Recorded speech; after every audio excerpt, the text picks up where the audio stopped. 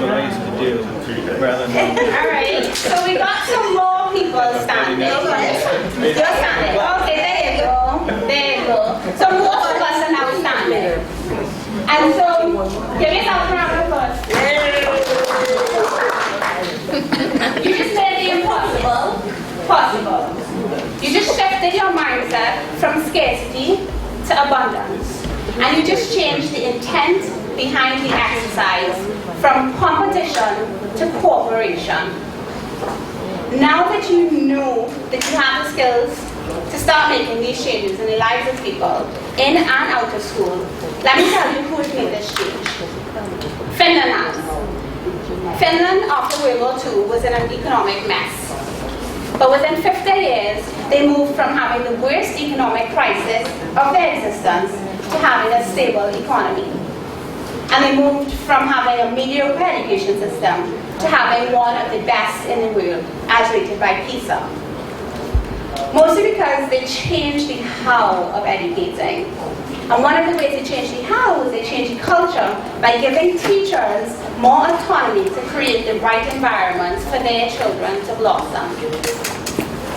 Now this, along with other initiatives, eventually shifted the status of teachers to that of doctors. It stabilized the economy and created a world-class education system and left them with the lowest poverty rate ever in their existence. Now granted, Finland had government support and doesn't have a marred history of colonialism as we do. We can use their journey as a template and a place to start for our journey. We can change our mindsets from scarcity to abundance without government support. We can change the intent behind our routines to that of collaboration without government support.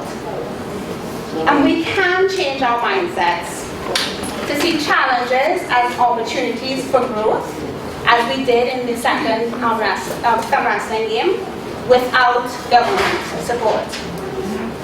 We all in here are youth in leadership positions or young leaders, and if we start making these shifts in our own organizations, in our own meetings, in our own lives, then we will eventually have critical mass, or what Malcolm Gladwell calls a tipping point, where everyone else, including the government, will jump on board with this change. Now because this is life, it's going to be messy. And I have given you some ideas and some ways in which you might be able to start making that change today.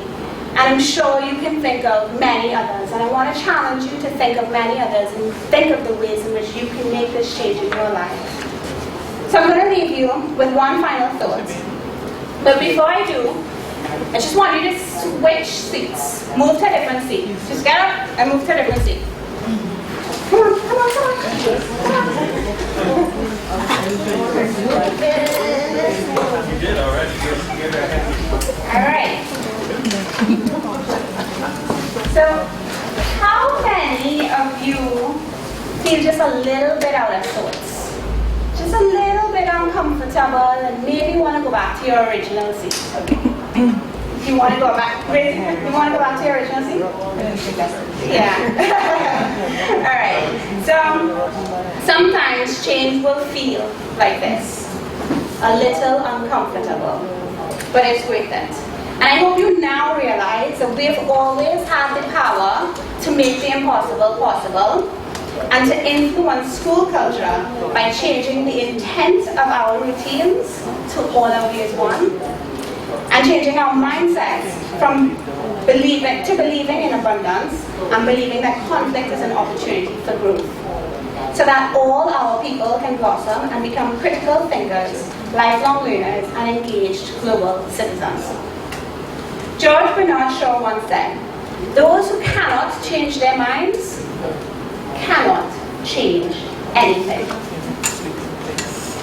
And so, as we move on to the rest of the day, I want you to remember that while intentional change may not always be comfortable, it will always be worth it. Thank you.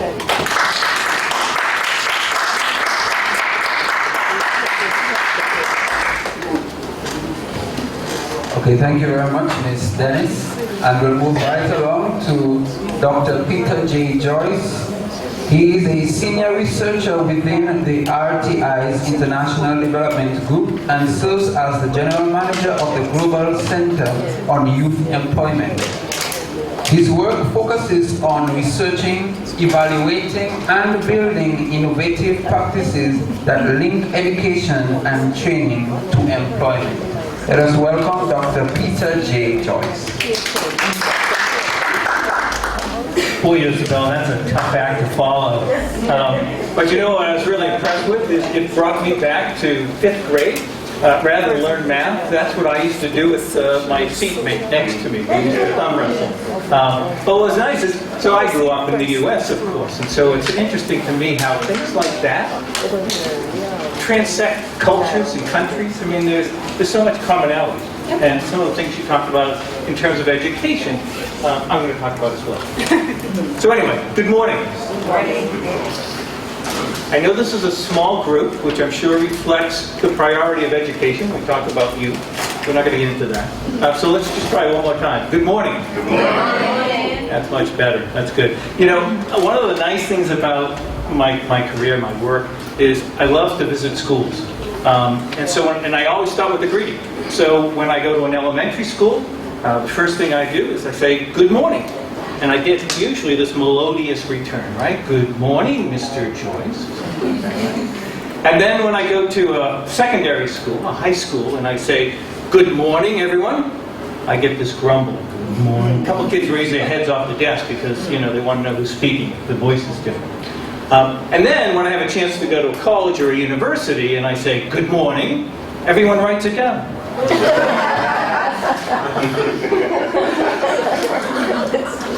Now we all laugh because we know that's a bit true, right? And my argument on that is that that's what we're referring to as schooling or education in the 21st century. There's something off about that, and that's why we all sort of laugh about it. So what I want to do is talk a little bit about the how. I'm going to talk a little bit first about the why, and then get into a bit on the how. So if you indulge me a little bit here. So I'm coming off a busy week, of course, in the U.S. You know, we had the Pope visiting the U.S., and there's a quote here from him around the subject of youth employment or youth unemployment. Goal 4 obviously talks about equitable, quality education, and lifelong learning. And so while I know there's some doubts about, you know, where is this in the order of priorities, I'm going to suggest that the time is right. I mean, we're getting to understand a bit about the why. I think we get stuck on the how, right? So I think that's the good news. About 6 months ago, we launched a new virtual organization called the Global Center for Youth Employment. It's currently made up of about 30 organizations, universities, NGOs, private sector, and it's focused on 2 things. One is on collective impact, the notion that none of us can have an impact on this issue alone, whether we're talking about communities, whether we're talking about countries, or whether we're talking about global. It really is a collective effort that will give us impact. And then the second thing that we're focusing on is innovation. Because we believe right now, given the scenario we all laughed about, this area is ripe for innovation. And so we've actually, I'll talk a little bit more about that, but that's sort of the focus of the center right now. So what I want to do today in my 15 minutes is sort of do 3 things. The first is to kind of tee this up with a bit of the why. So talk about the skill challenges that I think is facing the Caribbean, and I know Isabel alluded to this. And then I want to talk about an interesting practice that we have developed in the U.S. Called linked learning. And I'm going to go into some detail about that. And right now at RTI, we're exploring, along with our partner through the center, and just looking at how this innovation might be used in other countries. And then I'm going to talk just briefly about thinking about going forward, opportunities. So in terms of skills challenge, I feel like I'm the outsider, or what I like to refer to as the breezer, right? Because folks like me breeze in and breeze out. I mean, you all own this, live it every day, but we know that the economic landscape across the Caribbean is changing. I mean, you've got falling trade barriers, global production patterns are shifting, technology. I think the other thing that really sort of put this at the top of the agenda has been the sort of financial crisis. I think everyone was fascinated by the fact that it may have started in the US, but how quickly the ripples impacted globally. It says something about the environment that we're operating in and in which our young people are inheriting going forward. And at Cisco, where I worked for 12 years, we used to say we worked in dog years. And I think that's exactly true with respect to technology for young people in their future. And basically, since that recession, I mean, when you look collectively at the Caribbean, growth has been sort of stagnant since 2010. And so, you know, how do you position countries and regions to kind of get caught in the pickup that will eventually ripple through as well? And the biggest fallout from all of this is that 40% of the region's unemployment are young people between 15 and 24. And as we know, depending on the country, depending on the region, we're talking about youth unemployment rates being twice to 4 times the amount of the rate of adults. So we know that you know, there's been great investments and progress made in education here in the Caribbean region. We know that sort of compulsory education has improved attendance and also grade completion. So we know that, for instance, the average has gone from 4-point grade 4 to basically grade 10 since 1960. That's a significant improvement. I mean, more young people are coming into our schools. What we have to sort of pay attention to is the flowers. Yeah? So we got the plant. I should move that over here so I'm inspired. So we know that while we may have more young people coming into our schools, we're not engaging young people. We know that, for instance, the CSEC exam, particularly the rate in math and English, is less than 50%. And that's of the number of young people that are taking the exams, right? The data is actually, I'm surprised how weak the data is. I mean, there's a great need for more granular data on what's happening in schools in the Caribbean. And I think the interesting thing, and I called this whole thing about the missing middle, because secondary education is the primary link, not just to higher education or tertiary, but it also connects school with the labor market. And it does so quite poorly, I'm going to argue. And the other interesting thing is that in terms of equity, we know that if you're not in the general secondary stream, then your chances are you're probably in the vocational stream, and we know that that basically serves unprepared students whose academic levels are fairly low, and it focuses on technology that in many cases is quite outdated. And then the academic stream is typically taught in terms of the how, very abstractly, and it's limited in its depth.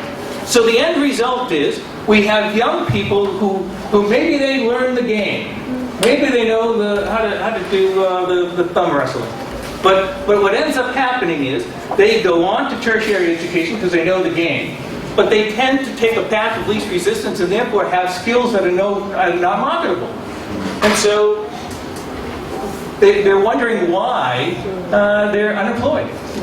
And then on the technical end, if we're teaching young people just technical skills, and those technical skills are antiquated, and there's no academic skills, they're coming out of the system with very little marketable skills as well.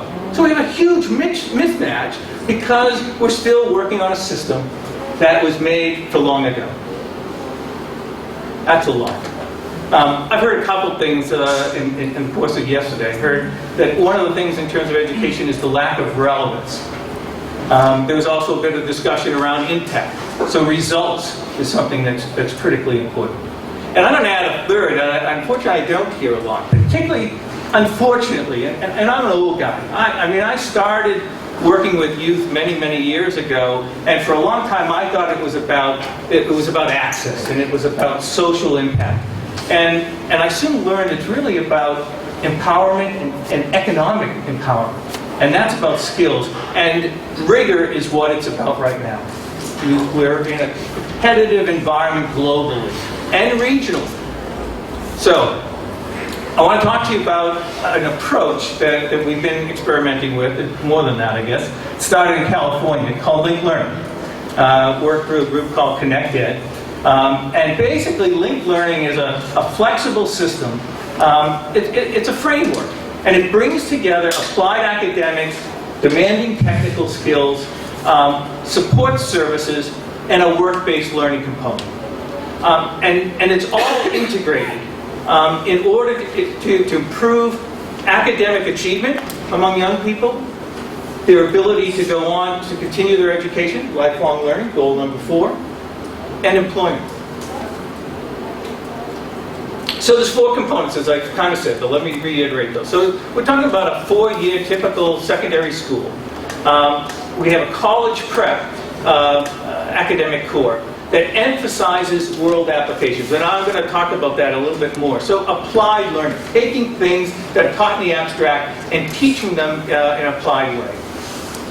A technical core that's relevant. A systems approach around work-based learning, getting students exposed to the workplace so they understand the various environments. And student support services, because we know there's students that fall off the plan, and we need to use that glue to bring them back on. So that's sort of the glue element. Okay? So the first thing we do is we redesign these schools around themes. And the themes are sort of what we call career pathways. And they're broadly defined. So you might have one, and I got to tell you, one of them, as you see the second one, arts, media, and entertainment. There's a digital arts, media and digital arts high school in the city of Los Angeles. And the young people learn all their math and English and science, all related to digital arts. And a number of them do movie production, as you saw in the open session. And I got to tell you a quick story, because I promised a woman in the back I would tell this. And so the private sector, the kids put together these short films. The assignment was a 3-minute pitch on a particular subject, and they had to present it in front of private sector employers. And so I was visiting the school, and this was taking place. So one of the private sector employers was a senior VP from MTV. You all know MTV? And so the students did their pitch. They came back out, and I said, "You got to tell me what he said." And they said, "No, he thought we did a good presentation." And I said, "Well, what else did he say?" And all 3 of the students, there were 3 students that worked as a team, at the same time said, he also said that spelling counts. Now we could talk about spelling and the importance and talk about language arts, but it's not until you're doing a project that you take great pride in and you get outside input that says, you missed the mark. So let me quickly talk about, here's an academy in Long Beach, California, on construction, architecture, and engineering. So broadly defined. And here is what we call the program of study. So we take the typical subjects that you would take at various grades. Those are all taught within a context of architecture, construction, and engineering. You also see that there is a stream or a thread that's technical. And so they do an introduction to engineering and design. This is all students, whether they want to be plumbers, trades area, or whether they want to be architects. We use that general theme. And you can see interdisciplinary instruction on the left through that arrow, so that what happens is we take real, authentic problems from business through our business partners, and we bring them into the classroom with teachers, the math teacher, the English teacher, the science teacher. They're all there. And they design a curriculum around this problem. And then it's presented to the kids. And so in order to do the project, they have to apply the math and the science and the technical aspects of the project. So they're learning all, by the way, to standards. In the U.S., we're kind of flexible about standards. We don't have a national exam like you all. But nevertheless, we start with those standards. And that's what we focus on. All right, let's see if I can... I'm a little limited on time, but I'm going to leave you all with an assignment. I was going to give you an algebra problem. How many people took algebra? Come on. Really? That's all? How many people went to college, went to tertiary education? Really? Wow. You don't? Okay, then they can still do this problem. Because they use math every day in the jobs, right? Yeah. So here's a problem that we give to students, or this school gives to students in architecture, engineering, and design. They're asked to build a set of shelves. Simple project, right? But what you may not know is you can use algebra to figure out, you're basically given a 72-foot piece of wood, and you need to figure out, given the dimensions, that we want a height to be 4 times the width of the shelves, and we want to have at least 3 shelves, and to figure out how long each of those sections should be. So you all, I know there's some great people. I can see people with their pencils out. They're already doing the formula here. So you can see, you go through, you say the height needs to be X, and then of course the width is 4 times the X. And then to do the full calculation, here we go. It's does this look familiar? Yes. Yeah, and you all devised this on your own, right? Yes. Yeah, of course. And it made a lot of sense to you when you learned how to do this, right? Yeah, because you applied it, and it made sense to use it every day.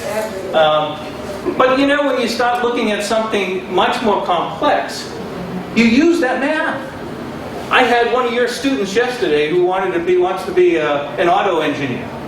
And I said to him, in Washington, we've got these new cars that they're testing out that have no drivers. And he looked rather stunned. But, this is the idea that, and he loved math, which I was very impressed with. So in terms of linked learning, we have been doing a study on some of the high schools. And by the way, we have 100 school districts in California that are engaged. I was engaged at schools in Detroit and Rochester, New York.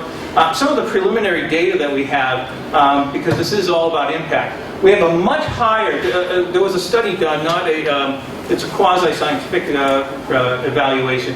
So 95% graduation rate compared to young people of a similar type, not necessarily done in a controlled trial, which compares to 85%. So 10% grade. We also, everyone focuses on soft skills. Because of these projects, the way that soft skills are taught within this kind of program, you can see across the board a better understanding around soft skills for students that have been involved in linked learning. And then there's actually another piece here, 74% in terms of looking at the learning increase among students that aren't learning in a contextual way versus those that are. So the how really does matter. We're looking now at looking at readiness to see if we were to bring this to other schools in other countries as sort of a pilot or a demonstration, what would have to be there to make it work? And we think that there's some great potential to do demonstrations in key geographic locations around the country. I'm going to jump forward to just a quick story because I know I have just a little bit of time, but I think it illustrates this. So back in May, I was visiting a country. I'm not going to mention the country, but it was in the Caribbean, and I went to a TVET. You know what TVETs are? Yeah? And we were doing a survey tool, and I was doing the survey with a group of students that were enrolled in electrical installation. And so we finished the survey, and we still had time. And so I was having a conversation with them. I said, so tell me what you learned. And the kid said, well, we learned wiring, we take switches and wire them and things like that. Oh, that's interesting. I said, how about other things? How about wattage, And I got a few head nods, but I'm not sure anybody wanted to explain it to me on the spot. How about AC/DC? A few more nods.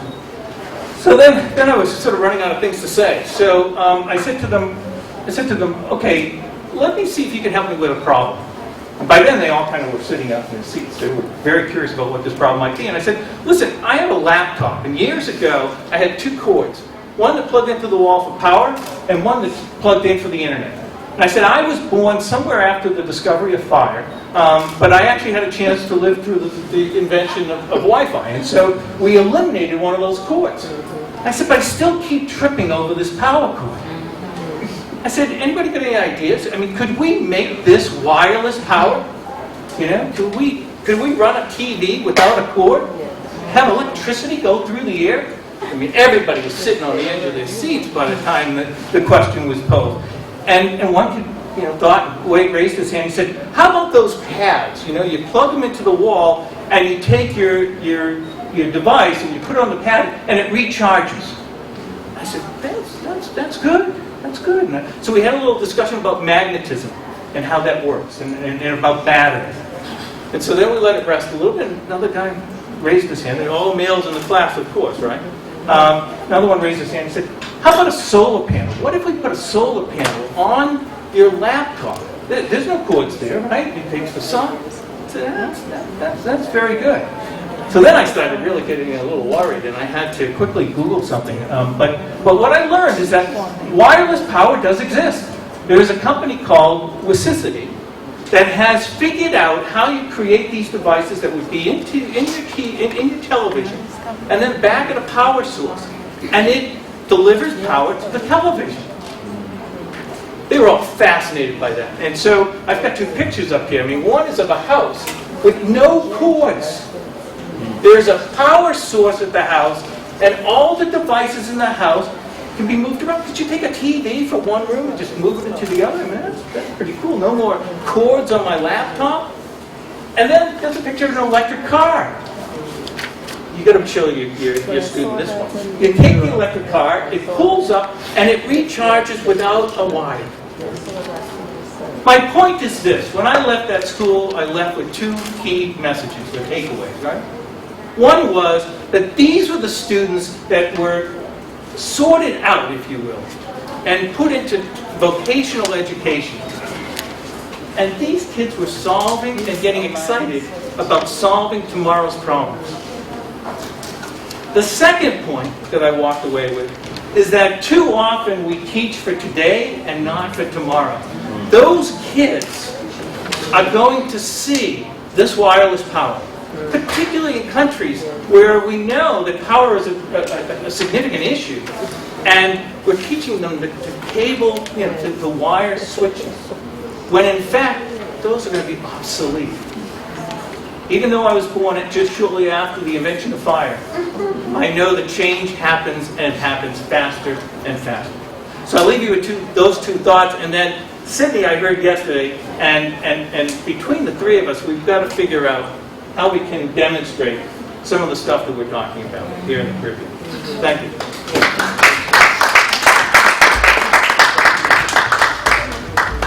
Oh, sorry about that. Okay, thank you very much, Dr. Joyce. We'll move right ahead to Mr. Sidney Henry. Mr. Sidney Henry is the projects manager of the Sandals Foundation. His areas of focus have included development in housing, food security, education, and communication intervention, seeking to secure sustainable initiatives for women and children. Mr. Sidney Henry. Thank you. We want to again express our appreciation. Certainly today I'm wearing two hats. I want to think that I'm some kind of a social entrepreneur, but I'm also the projects manager at the Sandals Foundation. I also want to think that in that role, and otherwise I'm also a practitioner. And as a practitioner, to see how we can identify within the context of policy and policy analysis and implementation of ideas to treat with the problems with which we contend. How do we expose our ideas to others such that our collective contributions will create change that lives beyond us? Yesterday I had the opportunity to share an idea of the development of an institution 5 years running, and its expansion now into secondary state. That would affect young people between the ages of 15 and say 24. And that idea is being built out. Prior to that, I had the privilege of looking at what is happening in our country. We've heard quite often, just as a preamble to what this presentation is, that we have struggles at every level of the sector in education. My own studies at the master's level examined what was happening at the secondary level and so on. But I am convinced that most of our problems really start at the early childhood level. And if we don't contend with the challenges there, the gaps that are presented, sometimes I think we spend more time talking about them, as if talking about them is a great thing. But I'm hoping that one of the things we take away from anything that I will say now is the fact that it is going to take a considerable amount of commitment, a willingness to reformulate our own ideas about the business of learning. I've read the theorists. I've had a chance to look at what they have had to say. We've had to look to see how we can indigenize those ideas, particularly in rural context in Jamaica. Because there is a great difference between what happens in Kingston and what happens on the border of St. Catherine and St. Anne up there in the Caribbean country. So a year or so ago, we looked at an idea and examined the gaps that were presented to us and came up with a project called Sprout. I cannot take credit for the naming of it. My director said we will call it Sprout. But it is to suggest that something will bear fruit, it will grow up and spring and bring life. The idea behind Project Sprout really is, first of all, that there is the potential for a partnership between the private sector and the public sector. And that there's a conversation that can be had if we are willing to listen to each other and disaggregate the usual terminologies that describe our speech. And when the time comes, be willing to compromise in the right direction in the interest of those who we serve, and in this case, the children. There are over 2,600 early childhood institutions in this country. There are some challenging facts about those realities. Infrastructure in most instances are weak. Most of them may have at least one trained teacher. No, I'm sorry. Most of them do not have at least one trained teacher. We have found institutions in which the teachers collectively have been teaching for 50 years and none of them are trained at all. It could be seen in many places to be this conveyor belt of movement. It's a drop-off center for some parents. It's the pick-up place when they have the time. And children are moving through the system. Project Sprout aims to do a couple of things. One, overall objective is to improve outcomes for children who are going on to primary one. Now remember, primary one, if we understand what are the global qualifications, early childhood is from 0 to 8. So primary one is still early childhood, but at the primary level, at grade 1, we have a primary teacher. So the child is expected to start performing as a primary person, even at the early childhood level. Okay. Our intervention has been in education in many ways. The bottom picture is of a school that we built. The one to the right is also of another school. The one at the top is one that we had done some infrastructural changes. We have been doing this for 30 years. That's the Sandals and Sandals Foundation. Foundation is 5 years old. But our partnerships in education have been significant in many ways. And as a corporate entity, of course, we're concerned about corporate social responsibility. So we take the pictures too, and we like to highlight ourselves and show off that we're doing this nice thing here and there. Over the last couple of years, we've decided to adjust our posture and to look to see how we can also engage a bit more in the process.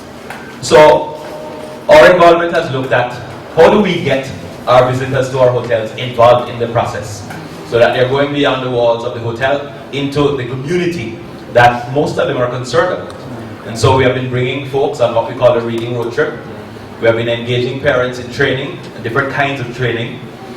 We have brought our international partnerships to bear on the institutions, and so here Coca-Cola has sponsored through us and with us training in sports. And we've been doing CPR training and a number of other things in these institutions. What we expect from this particular project is initially that one the youngsters will be better prepared for primary school. We want to improve the space of pedagogy. And we also want to see greater parental involvement in the development of children. We want to see an improved management and administrative space in these institutions. And these are, for the most part, very weak. We want to see sustainable partnerships. We want to think that the person who is the woodcutter up in the hillside is a private sector enterprise can also get involved in early childhood education.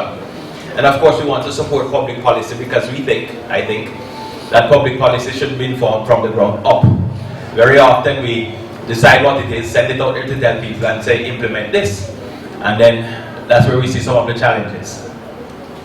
Now, to whatever degree we can understand it, we also apply ourselves scientifically. We're saying one, we go into the institution and we look at its outcomes over the last 2 years before we ask to have a partnership with the school.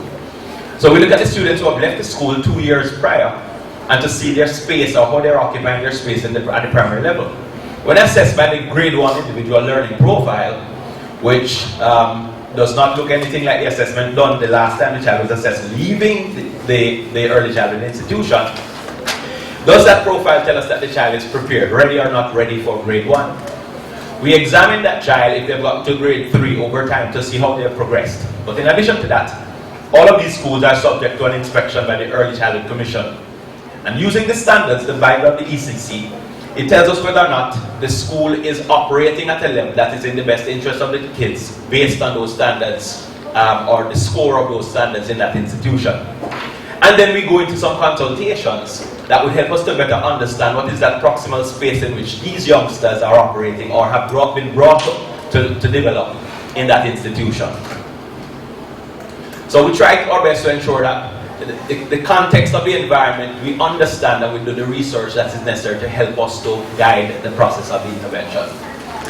These are then the inputs that we make based on some known facts and then some things that we would have found out thereafter.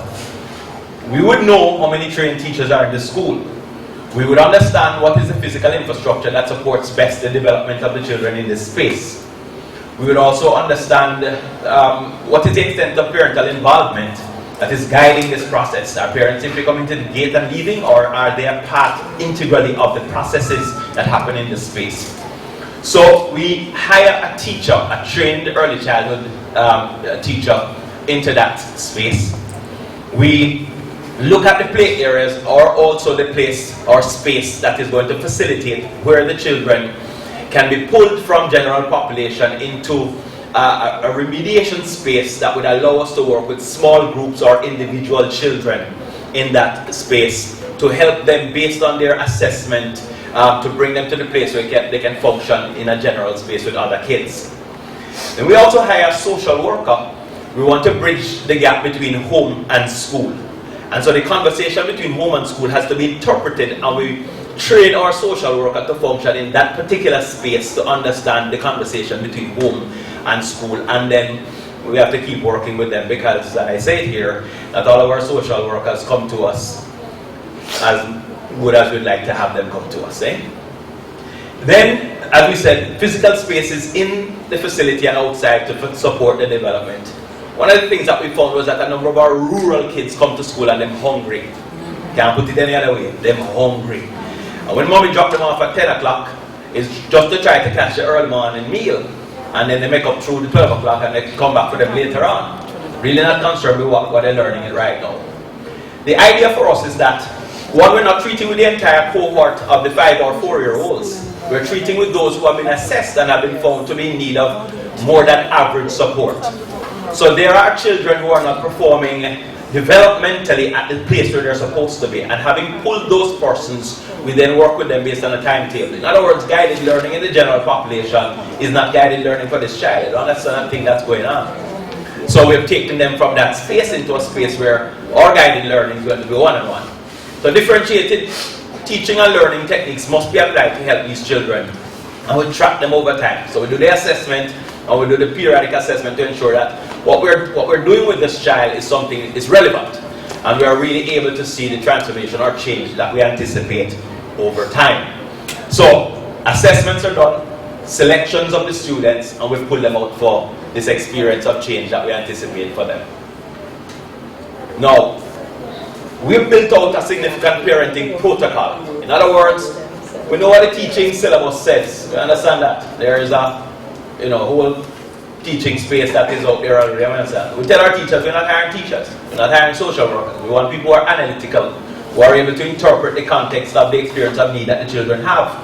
And so we need to be able to interject or inject ourselves into the space of this child or these group of children such that we're able to help them, bring in resources that they need, whether they have special needs or not. But the parenting component is critical for us. I've looked at different countries, and having gone across the region, we looked at parenting places, we looked at parent support groups, all kinds of things, and came back to say what worked for them, what did not work.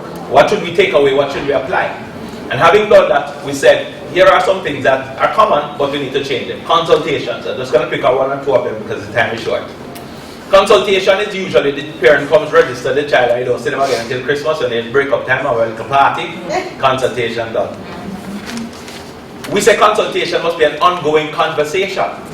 The hard fact is that teachers don't know what to talk to parents, and parents don't want to talk to teachers because sometimes they feel that we make them feel less than we really are. And teachers feel like, I know everything that you should know. But our consultation says there's something that the parent knows that you don't know, you need to find out. And there's something that you know that the parent needs to know, and we need to facilitate the opportunity of that exchange of information. So our consultative process is a guided learning process where everybody comes to participate because the child too has something to say. So consultation is ongoing. Then we say, for instance, all right, there's a simulated teaching and learning experience. Most parents that I have met were not prepared for the 4 children that they have. So we now have to help them to understand the process of the developmental life of this child. What should a 4-year-old be doing? What should a 5-year-old be doing? Because you're treating them like 11. Sit down, get up, go there, so wash your foot, come here. And they learn these 2 syllables. That's all children, particularly in rural communities. Now, I'm not knocking rural communities. I come from there, but that's the fact. So if we're going to anticipate and then expect and then want to see the change that would describe the next 15, 20 years in our high school, secondary schools and so on, we better start to work now at this level. So simulated teaching says plan for the parent to come in, expose the parent to the teaching and learning experience that their child should have, because every child has different needs, and then have them practice that here at school and at home. So we send the parent home and we said to them, when you go home, guess what? You have to spend time with the children at home. And we say each parent in this intervention must spend at least 1 hour with the child at home. And the hand goes up in the back, and the hand says, and do what with them, sir? And do what? And then another one says, what are 6 me sir? 1 hour with every single one of them, sir? 1 hour, that are 6 hours, sir, the whole day without them? Real questions. So I said, well, you're not cooking, you're not washing, you're not on the phone, you're not lavishing with the neighbor, you're not watching soap opera, you're not out there in the yard sweeping it, you're spending eyeball time with your child. What about those parents who can't read and write? Who feel challenged because I don't know what on earth this is? Simulated teaching and learning helps them to understand. You don't even need to read and write to show your child that you're interested in what they're doing. It is that you want to demonstrate to them that a parent is at home, is interested in what you're doing, and I want to be a part of the experience. So even if you say, what color teacher said this is? You don't know, but you're helping the child to understand that I'm interested in what teacher was doing with you at school today. And so she said to me, I said, so now we're doing the letter S. And she said, but sir, I don't know which word starts with S. I said, I want your skirt and your shoes. What about socks? Oh yes, all truths are true. Now that might sound shocking to us, but that's real. But on the flip side, when you get the attention of the parent going through this protocol at home, parents come to me and say, Mr. Henry, you know you're not a man of your word, so what happened now? So last semester, so when you tell me about Sprout, you tell me we must go home and fix up a little corner for the child at home and call that the learning corner. And you say, whoever have the best corner will get a prize, sir. And so the year almost done, we don't get no prize. You're not even come with yard. Well, that first of all tells me that parents are interested in what we have sold them on and the idea. No one says, you not even have to go off your yard, sir, because over here you can turn up a road and look down and the whole house full of color. Letter deck everywhere. She write up things all over the wall. Really? I tried to save myself. I said, no man, what's going to do? We're just waiting for graduation. Prize come graduation. What are we saying? We then take the parents and run them through 6 weeks of training every semester. And in this 6 weeks, we expose them to several things. All right, about 3 things. 1, your own personal growth and development academically or as a person. 2, what are the social services in this community that you need to access to improve the relationship for your child, with your school, in the community. And then we also say, we want you to come and learn about your child's development. What are the developmental milestones that your children should experience? What should they look like? How will you know that you're getting there? And how will you best be able to articulate those things with your neighbors and so on? So we bring them through a protocol that looks like that. Okay. So we're now into our 2nd year, and we've evaluated the 1st year. Let me pick one school. And I deliberately didn't put it up here. 1, because I didn't know at the time, but 2, because I want to show you that it is of such interest to us that it is in my head. So 26 students graduated from the intervention in one school, Westmoreland. Of the 26 students who graduated, 16 moved on to primary 1, being ready for primary 1. 27 rather. 11 of those students, we had to fight to keep them back because they weren't ready for primary 1. Now that is a fight with parents, with teachers, but when we sat down and showed them, based on what we have been teaching about the developmental milestones of children, and what expected outcomes you should be seeing for them, we could tell that they're not ready yet. So everybody acceded and we came to the position of agreement. By the time we went through Christmas and came into the next semester in which we were going to repeat the year, 6 of those students were able to proceed into the general population because they had advanced sufficiently. 2 of those students, we found out, had special needs. Now in those communities, Whitney either bad, or coming like in Pupa. Those are the realities of special needs. In Kingston, we say special needs and we take them to Michael and we take them to this and we treat with them. In the country, you slap it 2 times, if you don't recover, you keep on doing it for a while and hopefully something will happen. But those children, 2 of them have been taken out of school and they have not been brought back. Despite the fact that we've said we want to help you to get the assessments done. One father who brought his children to school when they were 5 years old, who was keeping them at home, taking care of them, and he did an excellent job. Baby mother left him and them and went away and didn't come back. And he said no matter what happened, he go take care of his Pitney. And he never sent them to school, not one day. Kept them at home, taking care of them, bathe them, wash them, take care of them, feed them, everything except send them to school. We had to send other men to persuade him to release the children to come to school. So, we have had improvements. All of those children who are that 11 who we kept back have now gone on to primary 1, except for the ones that, as I've said, we still have to try to treat with. So, we saw outcomes that we are proud of, and we clearly see improvements with the parents. Tell a quick story, and we always do this, we go over the time. 30 seconds. Show up at the school gate, and the rule has been changed. You must get to school at 8:30. Not any time you feel you like to. Who's standing there? Head of the PTA. She locked the gate. Nobody coming in here. Taxi driver come, letting off his bundle of children. You ever see 22 children in one car? It's amazing. You ever see 7 children on one bike with 2 adults heading home? It's amazing, but it happens. You talk about children at risk. You talk about child rights and the abuse of our children. Anyways, lady says, hold on, taxi driver.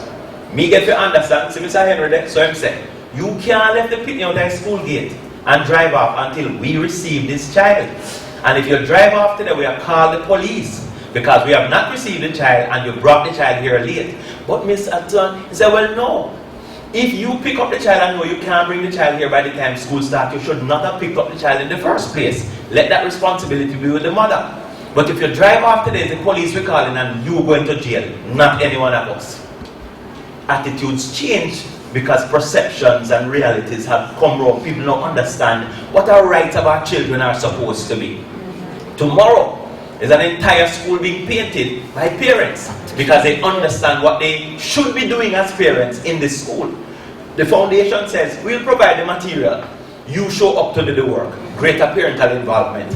We go home now and the little outside wooden table that used to hold the plastic plate and forks where they put them out to dry and so, they take up those things and they brought that inside, now put it in a corner, stick up the posters that we have next to it, learning corner. Amen. It is happening, but it is going to take time, effort, commitment, real hard work, even with trained people.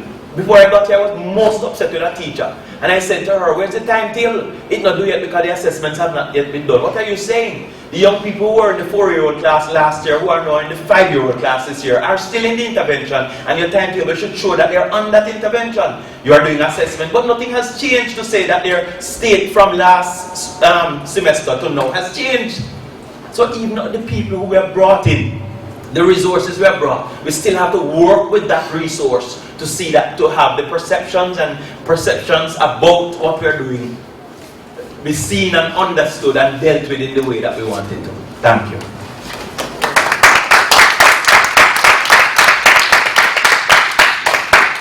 Okay, I would like to, on behalf of SALISES, thank our 3 panelists, Isabel Dennis and Sydney Henry and Dr. Peter J. Joyce. We can all agree that they have given us a wealth of information that we can all ponder on in terms of issues in Caribbean education. I do hope that all of us have been challenged to go back to our respective communities, our respective nations, to bring back some of these ideas and help champion the cause for the advancement of the education of the Caribbean region.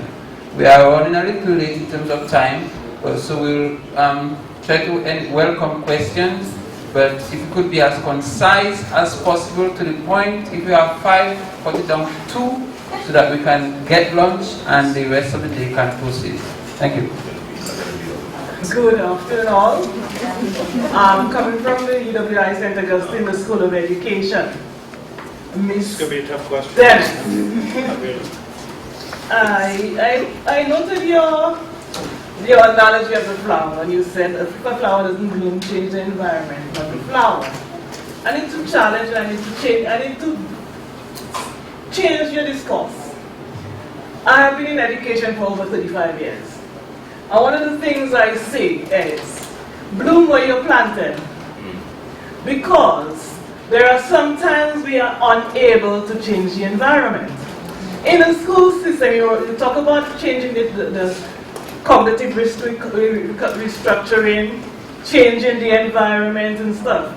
But we may want to change the school environment, but then the child goes into another environment because the child is made up of not just the social, the home environment, the social environment, and the school environment. So which environment are you talking about when you're speaking to?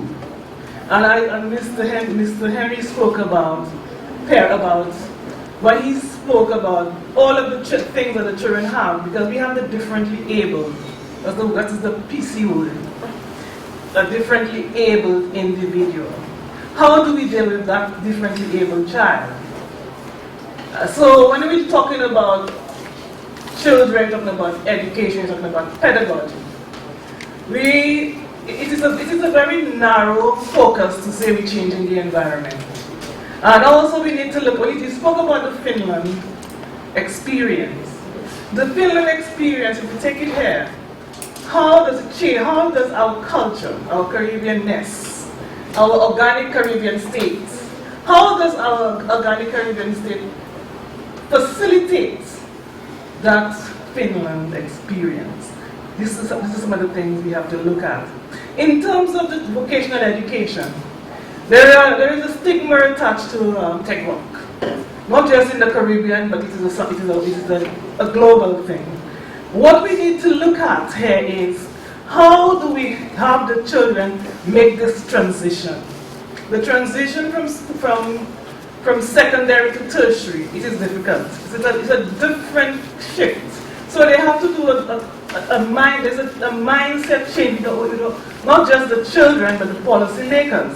Because education is based on how we look at education, is based on how the policy makers see the function of education for the particular state. So if I am the Minister of Education, and my function of education is for the workforce, I will have workforce issues. But if I see education as the holistic development of the child, things would be different. So when we talk in education, we have to look at it from that standpoint. What do I see? What is education? What is my philosophy of education? And how do I change the students? Or how do I facilitate that, the movement? Mr. Cindy, I like your whatever you're doing. continue doing it, so it's very good. But what I want to speak to is not just parental involvement, but what I heard you say was more than involvement. I heard you speak to the empowering of parents. And this is a very good thing, because when parents are empowered and they are involved in the education of the children, we don't have to change the environment, because the parents are part of the whole structure of education. Thank you. Yeah.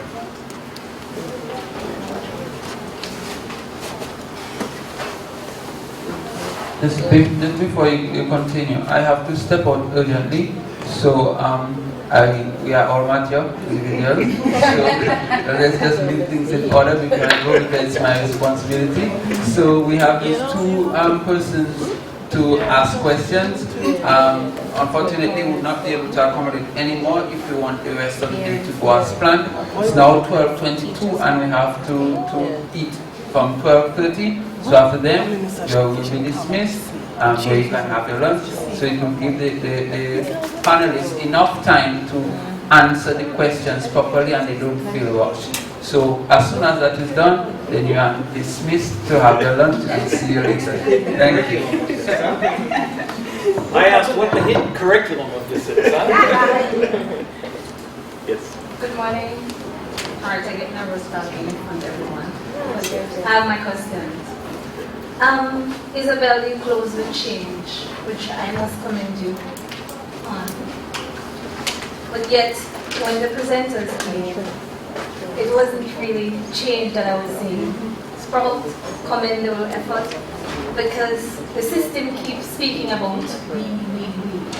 And when we speak of we, I keep hearing about the planners, the adults, where are the children in this? Focus on data, as we know in education, it's about rote learning. It's not about where the children are. We really don't get them involved like we should. I saw where Dr. Joyce had a well outlaid plan, but it was created by adults. Where were the feedbacks of children who we are catering for, right? We need to evolve beyond the classroom, and that is getting children involved. Teaching methods that are being implemented should be changed. The teachers now should be facilitators and not the ones who are dictating to the children. Because if in the society that we're in today, our children are their own educators. They can take up, you have a 2-year-old who knows about the phone better than an adult, right? So these are things that we need to look at.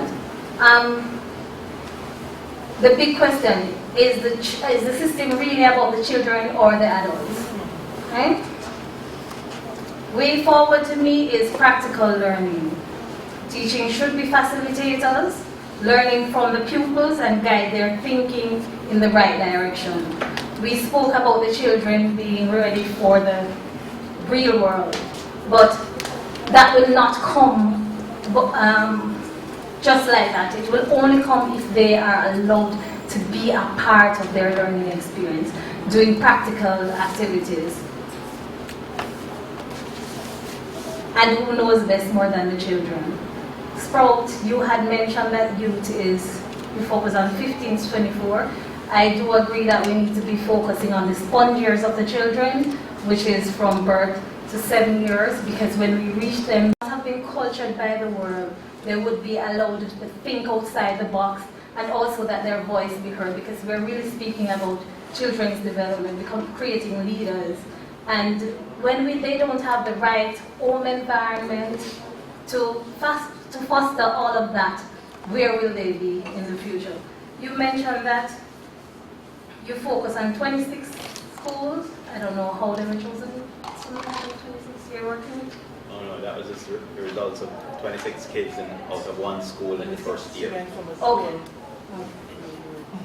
So I think, in a sense, the integration should be in the curriculum, in the PTA, and in the extracurricular activities within the school system. Because globally, we all have schools worldwide, and that is the forum where children meet, and those are the 3 areas that we can directly meet the children. And we need to stop focusing on we. and focus on the children, because that's where the change will come.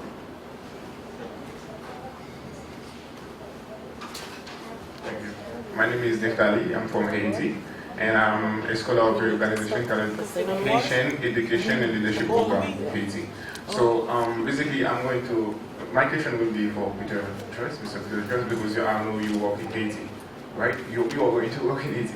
But I want to give you a scape of the education system in Haiti. First of all, we have the French. We are teaching young people in French. That is not our mother language. This is a big issue. And then we have the problem of learning by heart. There is no the system where we can learn by doing or link learning, or how you show us. Then we have the problem of school beyond class. We don't have space to go outside and to go to learn things from the outside. So these are other issues. So that make young people unqualified to scientific studies in Haiti, like for universities. When we go to university, is a big problem for us to succeed really. So we don't admit that technical and vocational education and training in Haiti is valuable. And for most of the young people to have a technical profession is because you are poor, or I don't know, you are not qualified at school. You didn't did very well in high school, so it's really invaluable in Haiti. So and then the consequence of that, our national enterprises and national employers are importing workforce from Taiwan, from China, so I want to know how national employers, national enterprises in Haiti can involve in the process of the learning process in Haiti, and how we can how the technical and vocational education training can be valuable in Haiti. Man, I didn't think we were going to get beat up. I wouldn't have come all this way to get on this challenge. I don't know where to begin. I really don't. I think that's probably how you all feel in some way. Yeah. Where do we begin? Talk about change? How's that happen? Let me take 2 points. I mean, you've raised a bunch, and I don't know if I can address them all. We can have lunch, and I'll address all of them. First one's about change. Economics is about change. Economics is really what this is about. I mean, I think that countries and leaders, the ones that get this, understand they've got to make the change or they're going to be left behind, at least in the long term. And unfortunately, politicians, policymakers, they think short term, right? I don't know how to change that. Henry Charles is the guy to talk to with his focus on power. But I think that's the driver. And any country and any policy leader that's not paying attention to the economics and the global changes is going to miss out. The second is about parents. Again, I've been around just after fire, right? I've seen a lot. I think what parents want for their children is the best possible. They really want to give them a good start. And I think they're lost. And I think the work that you do to empower parents and make them more aware makes more sense. And that's where I think vocational education comes in, or secondary education. I mean, so many young people that are not making it through the system are pulled out because of economic reasons, in many cases, not with many other forces.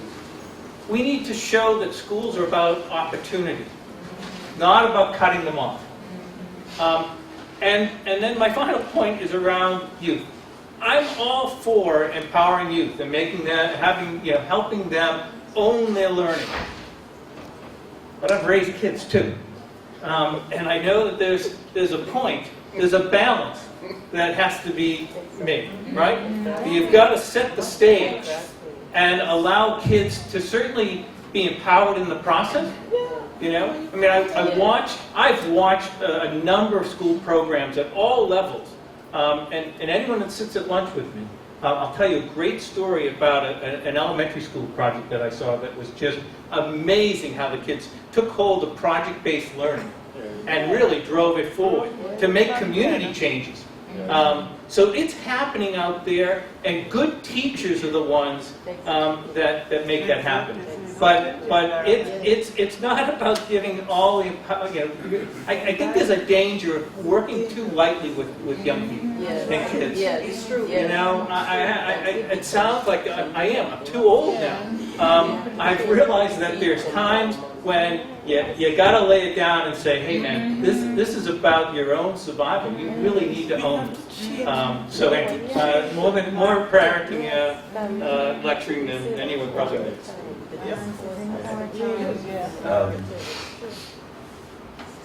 The conversation will not end. I'd like to start this is my personal response to you. I've spent about 5 or so years working in Haiti, Cité Soleil, Port-au-Prince. You are in the place that you are for some divine reason. Understand that. What you have on your side today is youth. I wish I were not 50. But the point is, I hear the word economics, and if we approach all of the challenges that we see in the society, first of all, from the perspective of understanding economics, we never get anything done. If we approach it from the perspective of the politics and the policy that emerges from the politics, we'll also never get anything done. I want to believe that you need, first of all, something in your gut that tells you that change is necessary and must be done. Whether you're a politician or a person out there in the community. These young people who are here will never have, God forbid, a presenter somewhere mentioned that his mother was able to spend $3 million on him. These young people who came up from the country with me are from communities where the idea of $3 million doesn't even make sense. But you have sold them on the idea that you can be prepared not only for the job market, but for the job that is going to be in the market because you're creating it for yourself.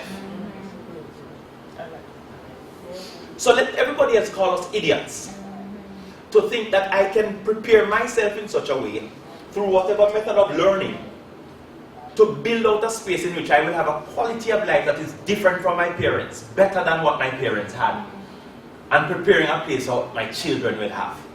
That is how I want to respond to what you're saying. Amen. There are many systems in place, there are many structures in place, but you bring the best eye to the evaluation of the context in which you exist. Bring like minds together, abandon the people who have always go back to the place of this can't be done and this is why it cannot be done. Abandon them. This is my statement to you today. My sister, we have come to a place where I think that very often, even in the discourse, the conversation, we come with a pre-notion of things. Yes, when we say we know, it's not just about we the adults. It's now we the young people. I'm simply here with the benefit of being able to speak on their behalf. We now represent young people. In the project that we discussed here, I made sure to make the point, in case you missed it, that our consultation must facilitate a conversation that is inclusive of the young children who are in that room. And some people say, what can these children say? And that really is the art of the conversation, that we are able to interpret, understand, afford them the opportunity to express themselves. And through that expression, help us to better understand how do we reposition ourselves to serve their needs. Amen. And in many instances, despite the lack of resources, and some of those resources are the way we think. I have found many a trained teacher who want to tell me, this cannot work, this will never work, this is how but I say, stop a while. Look at that child. What is he doing? What is she doing? She's debunking the idea that you brought that has been stamped by your degree. I don't have to tell people I have 2 degrees, it's not necessary. What I need is to go out and find somebody who's willing to learn and to see how I can learn from you to apply ourselves to the needs of the space. And it is changing constantly. Amen. I think we take away from the experience the fact that we're in a continuum. And long after we are gone, there will be another group in here discussing new challenges, new experiences. But I think we want to make an impact in the here and now. And we need to be willing to let go of and to try to apply ourselves to new things that will make a difference. I can say something. So,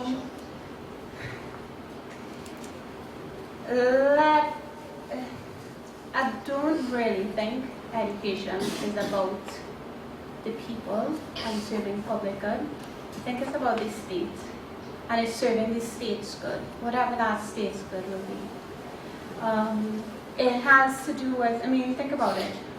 If I'm paying for people's education across the entire nation, it's for a reason, for me, not necessarily for the betterment of each individual child. And so I agree with that. Children must be involved in the process. And I agree that teachers must be changed into, we must move from teachers being teachers and dictators in the classroom to becoming facilitators of learning. And I think we're all saying the same sort of thing around the environment. And let me be clear, what I meant by the environment is the way that we're thinking about teaching. So if we change the way we think about teaching and our approach to it, then that's the culture, and that's what you're actually doing with Sprout, and that's what you're talking about with linked learning. I knew you'd get it. Yeah. And so, I mean, what I mentioned Finland and that as a template, and yes, I just kind of mentioned that so that we can see and recognize that things are happening outside in the world, and change is happening in education. And what we need to do is indigenize it.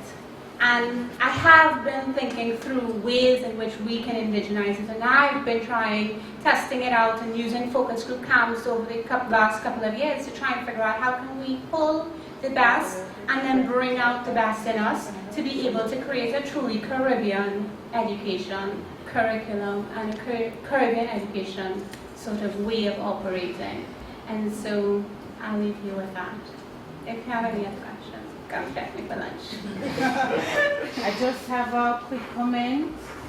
I really appreciate what Mr. Henry said. I came in when is it Mr. Joyce? Dr. Joyce spoke.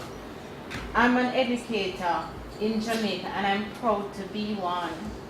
For me, being a teacher is God's gift. For me to be able to make a positive difference in a child's life. So whether we are teaching children or adults, or for example, children with special needs, yes, it is important that we are qualified, that we're certified. But if you do not teach from the heart and you're only teaching from the book, positive change will not happen. It doesn't matter how qualified or certified you are. If a child does not believe that you care about them, you hear the passion that I'm speaking with? If a child or an adult don't feel connected with you, if they don't believe that you genuinely care about them, that child will never connect with you. We need to teach from the heart and not just from the book. Another thing, because I don't want to get into too many details because I have a presentation tomorrow. Each of us, in our own way, need to become a child advocate. And therefore, I appreciate what this lady said when she said, bloom wherever you're planted. I understand that economics is important. Of course it is. But sometimes you will be in a situation where you do not have the funds to do a particular thing. I remember an experience where a parent, a mother, actually called me a couple years ago. I was going through my own frustrations because we need to keep it real. And she said to me, I feel like giving up because the father although you have excellent fathers out there, so I'm not knocking the fathers, I'm just keeping it with you. But you do have fathers that need to do their part. But you do have excellent fathers out there. You understand? And she called me and she said, I want to give up on my son. And I said to her, you are his mother, even though the father is not doing his part and you are frustrated. Leave an unforgettable, positive print in your son's life. So we must become the change that we want to see, whether we have the economics or not. We are here for a higher purpose, to better and improve the life of another.